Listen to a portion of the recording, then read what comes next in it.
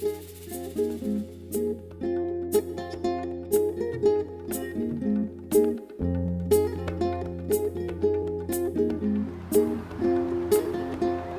suis religieux jésuite et en même temps chercheur au CNRS en économie, membre de l'École d'économie de Paris,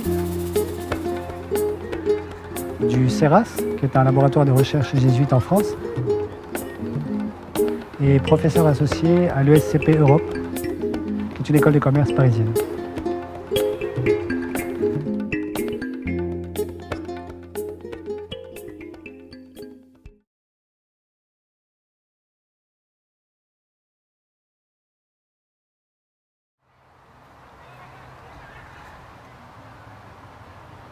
Il y a, à mon sens, l'action politique qu'il faut absolument revaloriser. Ça veut dire que chacun se réintéresse de nouveau à l'action politique, croit que ce n'est pas parce qu'une partie de nos politiciens sont autistes que la vie politique comme telle n'est pas importante, parce qu'il y a une impulsion politique à lancer pour que nous puissions, à la fois au niveau de l'offre et de la demande, assurer une transition écologique vers une société décarbonée. Ça veut dire aujourd'hui restructurer les dettes des pays européens en grande difficulté, nationaliser les banques qui vont faire faillite, mettre en place un protectionnisme européen intelligent qui pénaliserait les produits importés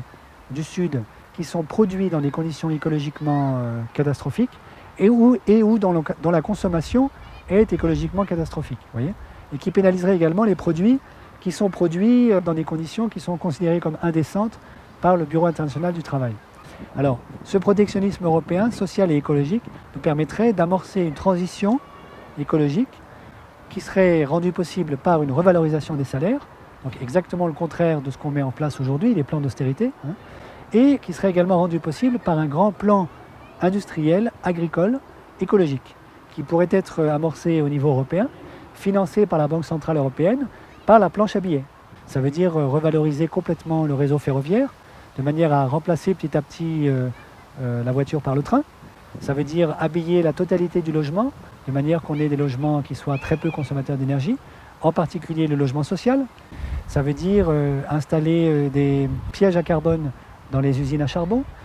substituer des énergies renouvelables au nucléaire, etc. Bon. Ce plan-là, il existe, il est possible, on peut le mettre en œuvre, il faut trouver les moyens de le financer, et ça, c'est possible à condition de réformer complètement le traité de Maastricht et d'autoriser la Banque centrale européenne à le financer.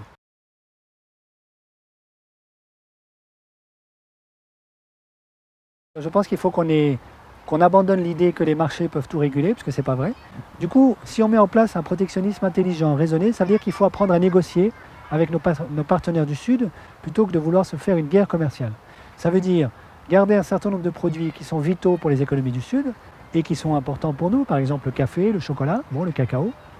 Et puis pour un certain nombre d'autres produits, négocier avec les pays du Sud pour leur faire comprendre que leur intérêt à eux, c'est de produire pour eux.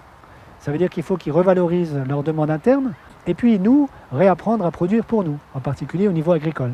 Ça veut dire, du coup, arrêter de mettre en concurrence des agriculteurs américains qui sont ultra subventionnés par les autorités politiques américaines avec des agriculteurs africains, mais permettre aux uns de produire pour les citoyens américains et aux Africains de produire pour les citoyens africains. En Europe, ça veut dire en particulier mettre en place un type d'agriculture complètement différent de celui que nous connaissons aujourd'hui,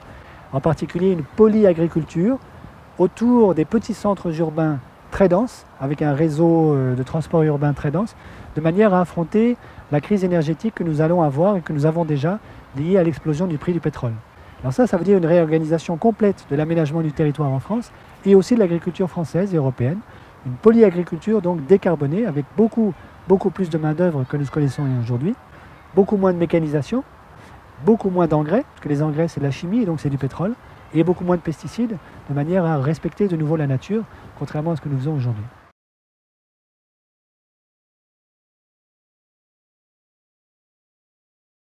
Pas tant à cause du coût du fret maritime, parce que finalement les bateaux, ça consomme tellement peu de pétrole qu'il faudrait que l'essence soit très chère pour que le bateau lui-même devienne hors de prix, mais à cause du fait qu'il faut un camion pour transporter ce dont on a besoin du grand port, par exemple de Port-de-Bouc, à côté de Marseille, jusqu'à la grande surface parisienne. Voyez, et ça, on ne sait pas faire de camions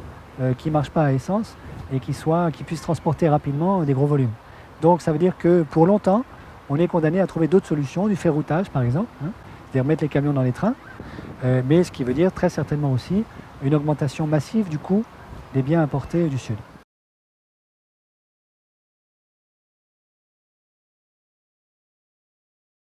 Il faut arrêter de croire que c'est le marché qui va fixer ces prix-là et entrer dans des négociations politiques entre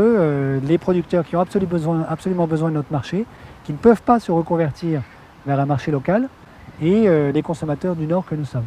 Je pense qu'avec la Chine, aujourd'hui, la négociation elle doit être politique et certainement pas économique. Parce que la Chine a très bien compris que son avenir, c'est la revalorisation de son propre marché intérieur. Elle est entrée déjà dans le processus de déglobalisation. Elle essaye déjà aujourd'hui de remplacer une partie de ses importations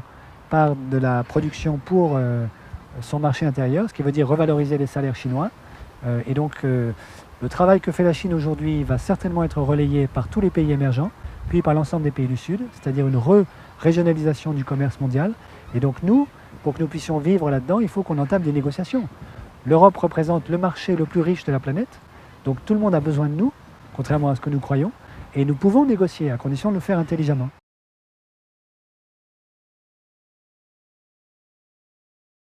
En fait, on se rend compte aujourd'hui que le cours des matières premières n'est plus dicté en grande partie sur les marchés par l'offre et la demande réelle de matières premières, mais par des mouvements de capitaux sur les marchés dérivés financiers sur les matières premières. C'est particulièrement net pour le pétrole, mais c'est en partie vrai aussi pour les matières agricoles. Une grande partie des mouvements des capitaux qui interviennent sur les marchés dérivés sur le pétrole notamment, mais aussi sur les matières premières, sont de nature spéculative.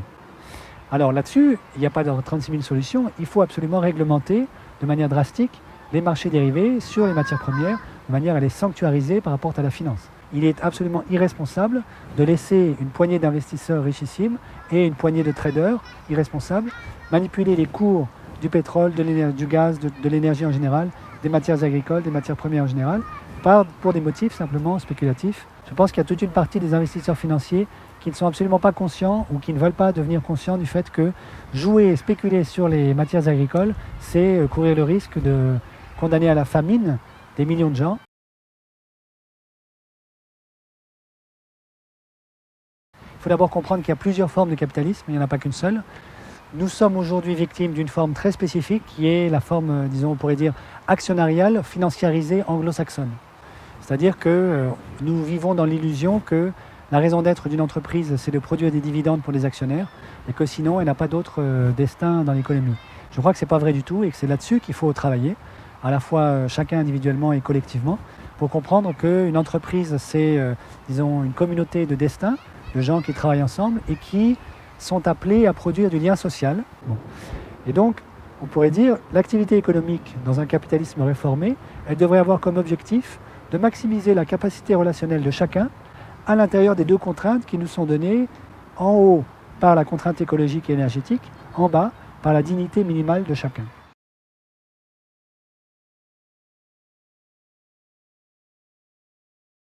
Là, il s'agirait de dire ce qui fonde la valeur économique, c'est la qualité des relations humaines qui sont mises en œuvre à travers la production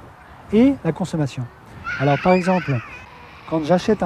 du café commerce équitable, je regarde l'histoire du producteur colombien qui a produit ce café et peut-être que d'ici quelques années, je connaîtrai même le prénom des enfants de ce producteur colombien. D'une certaine manière, on est en train de retisser du lien social et on est en train de dire aux consommateurs, à travers le café que vous achetez, vous entrez en relation. La question, le plus important, c'est la relation. Ce n'est pas tellement, en fait, finalement, le café. Alors c'est ça qu'il s'agit aujourd'hui de valoriser. Et la grande question économique aujourd'hui, je crois, c'est comment trouver un équivalent monétaire à la qualité du tissu social que rend possible la production et la consommation d'un bien.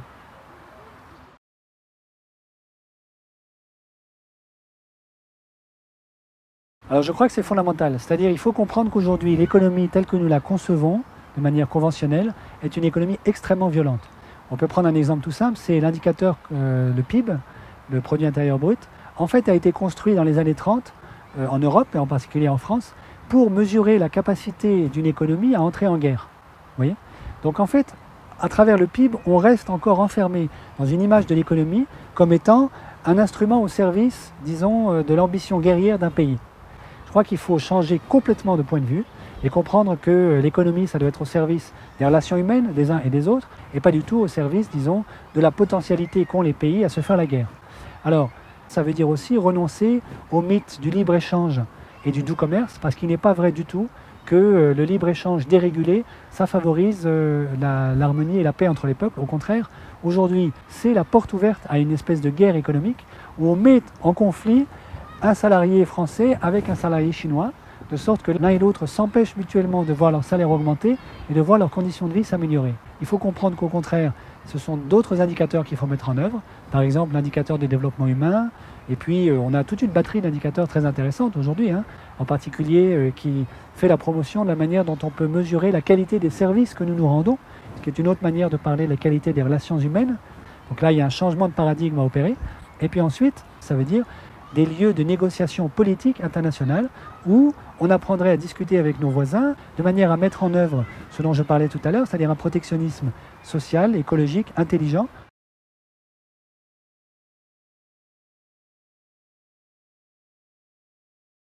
Quand on aura traversé, je suppose, le grand crack qui est devant nous, alors je suis certain que de nouvelles figures vont apparaître d'hommes et de femmes qui voudront porter un vrai projet politique alternatif, fondé précisément sur la non-violence. Actuellement, ils n'ont pas les moyens, ou c'est très difficile en tout cas pour eux, de faire entendre leur voix, parce que nous sommes encore sous la coupe et la tutelle,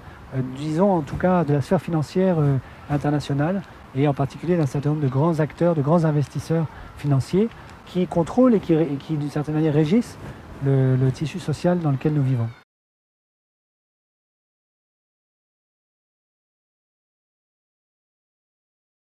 Il faut absolument que le corps social puisse se ressaisir la force démocratique qui est la sienne et la faire valoir de manière non violente. Il ne s'agit certainement pas que les banlieues aient cassé la tête des banquiers, mais qu'on puisse entrer en dialogue ensemble à travers des grandes manifestations où le peuple, en particulier les 2/3 des Européens qui ne font pas partie du tiers ultra-éduqué, puissent se faire entendre, voyez, et faire comprendre au tiers éduqué qui a le pouvoir aujourd'hui que la solution n'est certainement pas dans davantage d'austérité budgétaire, plus de libre-échange, plus de compétitivité, parce que ça, c'est la mort de nos sociétés.